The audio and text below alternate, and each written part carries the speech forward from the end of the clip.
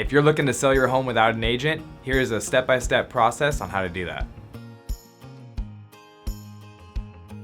I'm Jeremy McHone with the Whissel Realty Group, and today I'm going to tell you how to sell your home without an agent. Now, the first step in the process is to determine your asking price for your home. You can do this by looking at comparable homes that have sold in your neighborhood recently. You can use Realtor, Zillow, Trulia, those type of websites, or you can also look back at the county tax records to look at the prices that homes have sold for.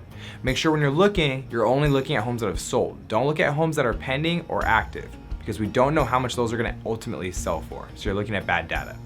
Now, once you've generated that list of homes that are comparable to yours, a good way to do it is to look at homes that have sold within the last 6 months, within a half-a-mile radius, and within 20% of the square footage of your home. If you can't find good comparable homes within those parameters, you can start to expand those parameters out to find a better list of comparables. So you can go up to a mile, up to a year back. Try to stay within that 20% of the square footage though. Now, when you're looking at your home compared to the other homes, look at features that they have in common and also features that are different.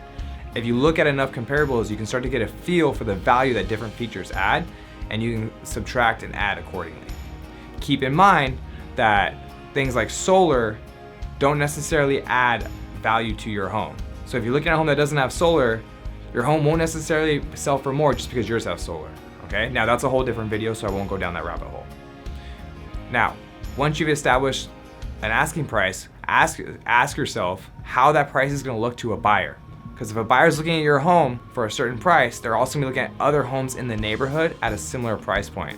You're going to make sure that your home is compelling to that buyer. So if your home's not compelling, it's not selling.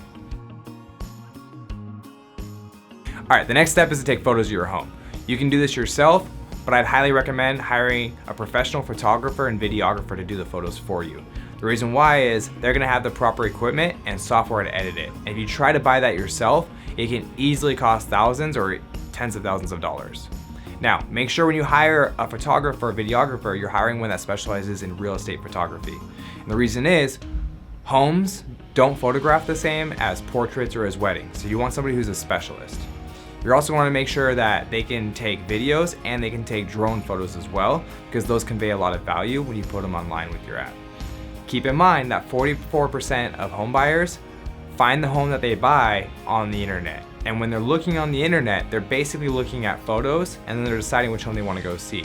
So having professional level photos of your home is vitally important to getting it sold. So the next step is to put your home on the major websites on the internet for buyers to find it. Now, the MLS is a tool that agents like myself can use to put it on there, and it syndicates to all these major websites automatically. Now, because it's a tool that only agents have access to, you're gonna have to find another way to get your home on those major websites, but I'm sure you can figure that out. Make sure that when you put your home on the internet, in the description, you're including any features or benefits to your home that the photos don't convey. School districts, benefits to location, things of that nature. Most homeowners who are selling their home as a for sale by owner without an agent, they're doing so because they want to save on the commission. Now, you can save on the listing agent's commission by selling your home yourself, but you're still going to want to offer a buyer's agent commission. So you're paying the agent that brings a buyer to the transaction. The reason why you're going to want to offer that is because if you don't, then that agent's going to expect their buyer to pay them out of pocket. A buyer's agent commission is typically 2 to 3%. So what that cost is going to get passed along to you in terms of a lower offer price anyway. Now, if you're trying to work with buyers that don't have an agent, you can do that, but more than likely you're going to be working with investors that are going to lowball you because they're just looking to buy your home and then they're going to sell it after they buy it from you for a profit. Now that your home is on all the major websites, the next step is to host an open house. An open house is a great way to get buyers in the door. Now, when it comes time to host your open house, you're gonna wanna make sure you buy as many open house signs as possible. You can make do with 25 though. Just get 25 open house signs. Make sure you get custom ones, have them professionally made with bright colors so they direct people to your house. Don't get the generic ones, they don't attract as much attention. You won't get as much traffic to your open house.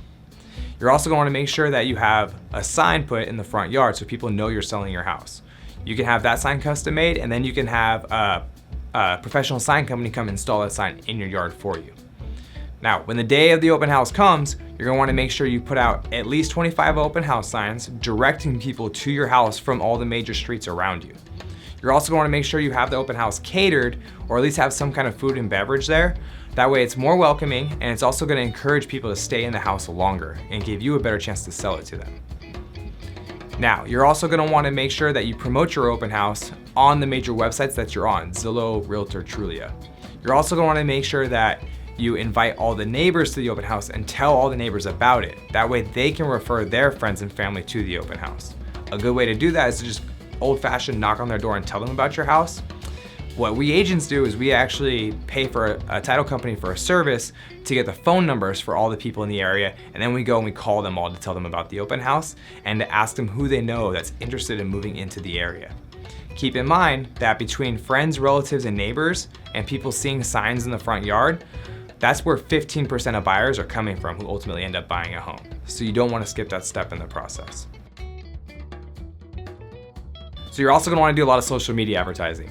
Obviously, the first step is to share the video that the videographer and photographer took and the photos and the listing on your personal social media pages. Now, you're gonna wanna go one step further than that. Also, create a business page. That way you can put some money behind it and boost those posts and do some actual advertising through Instagram and through Facebook. And every time you host an open house, you should be putting that open house on your personal page and on your business page, and you should be putting some ad money behind it to promote it on Facebook and Instagram. Now that your home's on the market, expect your phone to ring a lot. You're gonna get a ton of phone calls. Now, unfortunately, probably over 90% of those phone calls are gonna be agents that are trying to get your listing. Now, a lot of those agents might tell you that they have a buyer, and if they do, great, have them come by and show the house. Just be aware that some of those agents that are coming by that say they have a buyer are coming by just to get in front of you so they can then try to win your listing from you. So you're gonna get a lot of sales calls from this. Now, you're just gonna have to sift through all that to find the buyer that ultimately places an offer. When your home's on the market, what we do is we put our home on the market on a Wednesday, then we don't allow any showings until the open house on Saturday. Now that does a couple things. It allows you to keep your sanity so you're not having to leave the house every 5 minutes for showings during that time. It also brings everybody in at the same time so they see all those people in the open house, and it creates that competitive nature inside everybody. Now, after the open house, you're gonna wanna make sure you reach out to everybody that came through. That's why you should be signing people into your open house and collecting their information. You're gonna reach out to them afterwards and ask them for feedback. Make sure, I know it's your house, but make sure when you get that feedback, you're not getting emotional about it, you're not reacting to it, because you actually want that feedback that's gonna help you sell the house. The most important feedback is the negative feedback, because that's something you can actually change and do something about to make your home more compelling. Now, moving forward after that open house, you're gonna have to take those phone calls and you're gonna have to schedule the showings yourself. So just be aware, you're gonna get a lot of calls, but you're gonna have to take those calls so that some of them are gonna be buyers, and you're gonna have to schedule those showings. You can also use a third-party service to schedule your showings, but that gets a bit pricey. Once you've done the showings, you've done the open houses, and you get those offers, first, expect a lot of people approach a for sale by owner the same way they expect a garage sale. They're gonna expect a deal. So expect to get some low offers. That's okay. Now it's time to negotiate. If you haven't negotiated before, there's no replacement for experience, but you can buy some books to help you learn a little bit about negotiation. And the more you know about the local real estate market in your area, the more that's gonna help you negotiate with a savvy agent or a savvy buyer. Now, once you've come to terms and you've negotiated and you have an offer that you're ready to accept, don't accept that offer until you've read every word of that contract. All right, the contracts are long, and there's a lot of stuff that a savvy agent can put in there that you may miss that can come back to bite you later. In fact, I highly recommend, if you're not using an agent, hire a real estate lawyer to look over your contract for you to make sure you don't leave yourself legally exposed to something that's gonna come back and bite you later. Because something you overlook can end up costing you thousands or tens of thousands of dollars down the road, or even worse, it can leave you legally exposed and it can end up with a lawsuit later. Once you've accepted that offer, that's exciting, now it's time to open escrow. You're gonna have to find an escrow company and a title company. If you need a referral for those, I can help you with that. I can be happy to refer you to a good escrow and a good title company. Now, once you're in escrow, you're gonna have to fill out some disclosures and disclose everything you know about the property. You're also gonna have to make sure you're holding the buyers accountable to the timeline in the contract, okay? Now, When it comes to disclosures, if you haven't done it before, it can be very time consuming, even if you have done it before. So you're gonna wanna make sure you hire a transaction coordinator to prepare the disclosures for you. It's gonna make it a lot easier. They're also gonna help make sure you fill them out correctly so there's no errors or omissions that come back and result in a lawsuit after the fact, because you wanna make sure you're not leaving yourself legally exposed to something.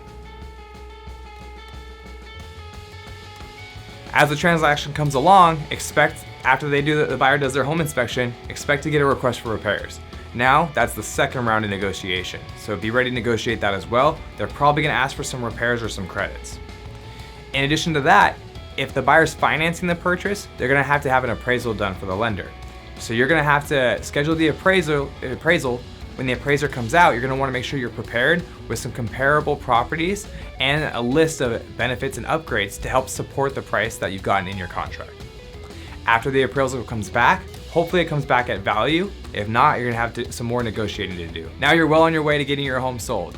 Now, if this sounds like too much for you have some more questions, I'd love to be a resource for you. Just give me a call at 619-971-0791 or drop a comment below and I'll make sure I reply to it. Thank you.